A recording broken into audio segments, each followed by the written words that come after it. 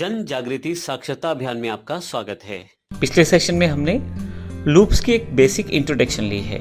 इस सेशन में हम बात करेंगे लूप्स एग्जैक्टली है क्या और किस प्रकार से हम उन्हें प्रयोग कर सकते हैं। और इसमें सबसे पहली लूप फॉर लूप की जानकारी हम प्रैक्टिकल रूप में लेने वाले हैं। जैसा कि हमने पिछले सेशन में भी जानकारी ली, किसी भी टास्क को अगर आपको बार बार करना पड़ता है, कोई रेपिटेटिव टास्क है आपके पास, तो उसके लिए आप लूप का इस्तेमाल कर सकते हैं। तो हम यहाँ सबसे पहले लूप फॉर को प्रयोग करने वाले हैं। लेकिन जैसा मैंने पिछले सेशन में आपको बताया था, हर लूप के साथ 4 पार्ट होने ज़रूरी हैं। तो आइए देखते हैं कौन कौन से वो पार्ट हैं और किस तरह से प्रयोग किया जाएगा। फॉर को प्रयोग करने के लिए हमें कुछ इस तरह के स्ट्रक्चर की ज़रूरत रहती है।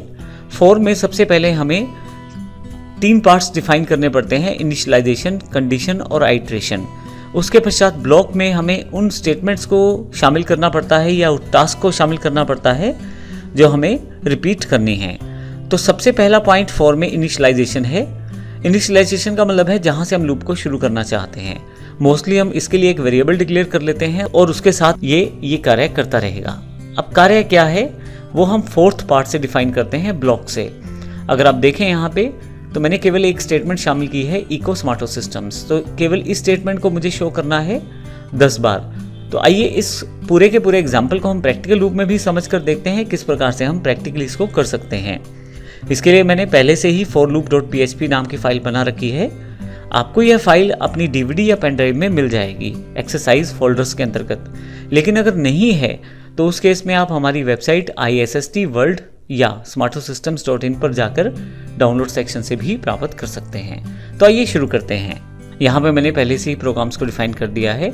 राइट हैंड साइड पे मेरे पास कोडिंग है forloop.php और लेफ्ट साइड पे मेरे पास पूरी की पूरी लिस्ट है सभी प्रोग्राम्स की जो ब्राउजर में मेरे पास इंडेक्स के रूप में अवेलेबल हैं। सबसे पहले हम राइट हैंड साइड को समझते हैं। अगर हम यहाँ देखें तो मैंने PHP कोड स्टार्ट कर दिया है और फॉर लूप को यहाँ पे प्रयोग किया है। फॉर लूप में मैंने इनिशियलाइजेशन या स्टार्टिंग पॉइंट बताने के लिए एक वेरिएबल ले लिया है i, उसमें असाइन कर दिया है 0। अब आप कुछ भी असाइन कर सकते हैं शुरुआत में, 1, 2, 4 कुछ भी। उसके पश्चात सेमीकोलन से मैंने पहले पार्ट को अलग कर दिया है दूसरे कंडीशन पार्ट से।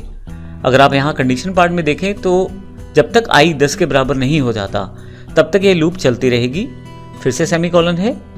अब ये कंडीशन और आइट्रेशन पार्ट को अलग करता है और यहाँ पे i में एक एक जोड़कर आगे बढ़ा जाएगा।